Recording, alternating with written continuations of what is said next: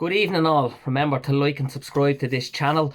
This evening I'm just going to do a brief preview of the game that will be at Anfield on Saturday between Liverpool and Villa. It's been a long time actually since Liverpool have played a Saturday game at 3 o'clock. I can't remember when it's been. It's been sometime in 2020, but when that's been I've no idea. Cannot remember. We've had games on Saturdays, Saturday night, Sunday afternoons. We've even had a Friday night FA Cup game, which that was the last time we played Aston Villa in. We won 4-1. We played against their kids. Their kids conducted themselves brilliantly, very professional.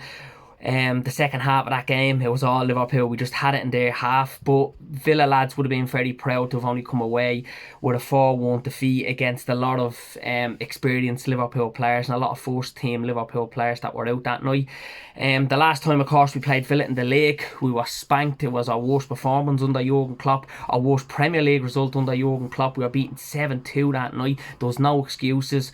We had everybody out that we need to have out that night. We had Gomez, we had Van Dijk in the back, centre backs. Obviously we hadn't got the great goalkeeper that we have, the best goalkeeper in the world, and Alisson. We'd Adrian in goal that night, who was awful, but there were so many awful and poor performances that night that it was a shocking result, and we are probably lucky to have only conceded 7 that night. We played a very high line and Villa caused us all sorts of problems.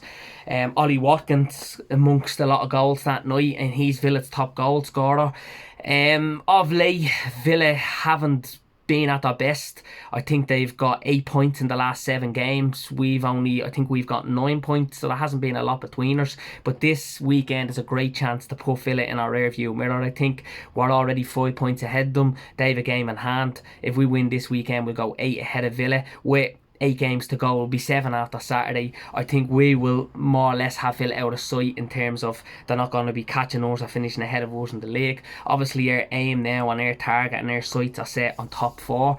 When you look at Chelsea beating the weekend against West Brom, an awful performance, shocking result for them to concede 5. Leicester were beaten. We won very convincingly at Arsenal. We were brilliant. I wouldn't even say we were great every second ball, because we won every first ball. We were so good off the ball, even better on the ball, very explosive, very creative, and deservedly so got 3 goals on the night. But then it all changed, of course, Tuesday night in Madrid. We played to the occasion.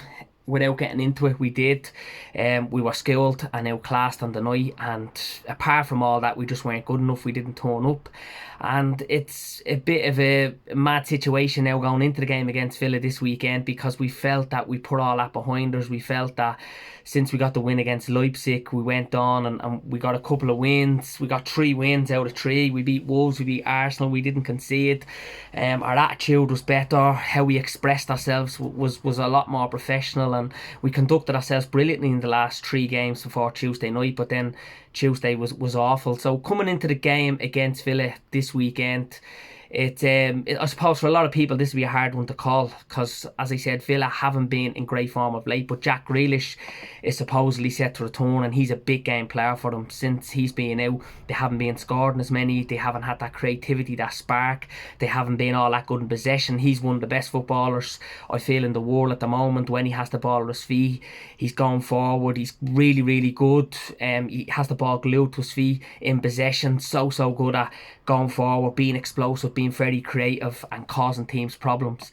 Villa did win 3-1 against Fulham in their last game, but for a lot of that game I didn't think they were great. But I suppose it's all about the outcome, and the outcome was 3 points and 3 goals to Villa. This weekend, Liverpool, of course, with the position we find ourselves now in the league, we're only 2 points behind Chelsea. We've got to come out. We've got to come out of blocks. We've got to come out with that intensity, that energy, that rock and roll, heavy metal football that Jurgen's implemented and has us playing now for so long. Although we haven't been really at it this season, but it's a great opportunity this weekend to, as I said, to not only put Aston Villa in the rear view mirror, but to get 3 points and get a step closer to the top 4. There's 8 games to go. If we can get 3 points, we've then 7 games to go after the weekend. It's a big 21 points to play for. We can finish the season strong in the league, and obviously after Saturday we can all eyes and focus and energy and concentration will be on playing the mighty Real Madrid in the second leg. I'm going to go this weekend for Liverpool to win 2-0. I think we will win this weekend. I think there's going to be a reaction that has to be. I think there will be changes to the team. Who do we change though? I think the three most obvious players for me this season, particularly in the last couple of games, that have been burnt out and have just played so many football games this season, and they've just got on with it. Their attitude has been immense for a lot of the season in Andy Robertson and Gini Wijnaldum, but they need to be rested, and I think they will have a big pivotal part and role to play against Real Madrid on Wednesday night, and we need them fit. I think, this is a game. I'm not saying we can afford to leave them out in, but when are it's a good chance, suppose, to bring in Simicast in that left forward, because when are we going to see him? We've barely seen that of him this season. Or James Milner to come in at left full. I think you could have a strong argument to say that Milner and Curtis Jones could come into this team the weekend, because I think Curtis has been exceptional this season. He'll be the one really good thing that we'll take from this season, regardless of how things go. And James Milner, we know the experience, how good Milner is, the tempo that he sets, and he demands the best and the most professionalism from players. He was really good against Arsenal and should have scored as well, by the way. He had a poor shot on goal when the ball came into him in the 18-yard box in the first half. But Naby Keita as well. Look, Jurgen Klopp, we've seen him have something similar with Dejan Lovren in the past, where he dropped Lovren and then straight away puts him back in and he stuck by him. We know it's last chance saloon for Naby Keita. We know that with the last muscle injury he got, we took our time on bringing him back, because he has so many injuries in the past. He's let us down so much with injuries, and he wasn't injured midweek. He started. It was a really good chance for him to express himself, to show us something, to try and get a chance of it's a strong advocate for Jurgen Klopp to be picking him week in, week out in this trio midfield. But he was hooked off before half time. It was a really under par and poor performance from Naby Keita. But I wouldn't be surprised if Jurgen brings him back in now the weekend. We've seen him doing it before with players. So Naby could potentially come in, and again, it's another chance for Naby. This is, really a chance where he's going to have to grab this opportunity and give it his absolute utmost, because we know the technicalities of Naby Keita. We know how good he is. We know, how explosive he is and how brilliant he is in midfield. But having the technical ability is one thing, but you need to have the attitude, you need to have that availability.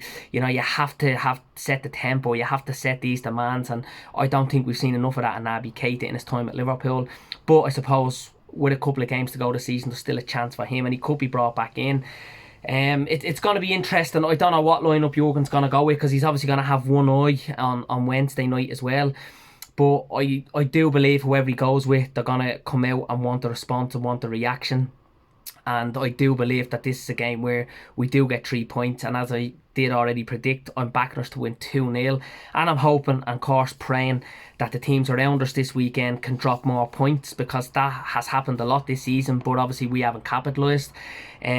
A goal at Anfield, I suppose, would be nice. I'm predicting us to win 2-0, but we've only scored one goal at Anfield since January to now. And I think, correct me if I'm wrong, I think we got, wasn't it a penalty against Man City and Salah scored, so it wasn't even a goal from open play. There was a lot of times this season where we were so pessimistic, so pedestrianised, too many sideway passing, and we could have been playing till the end of the year and we weren't going to score at Anfield, and that's hence why we lost the 6 Premier League games out of 6 at Anfield. It was an awful record, and one we want to forget. So to get a goal this weekend at Anfield will be a huge lift, and it'll be something for us. But 3 points will be absolutely brilliant, and give us good momentum and some belief and confidence going into a huge second leg against the mighty Real Madrid on Wednesday night. I hope you all enjoyed this video. As I said, it is only a brief preview. I'll be back for an Aston Villa review after the game on Saturday. Big up to all so far who liked and subscribed, and remember to like and subscribe this video as well. Take care.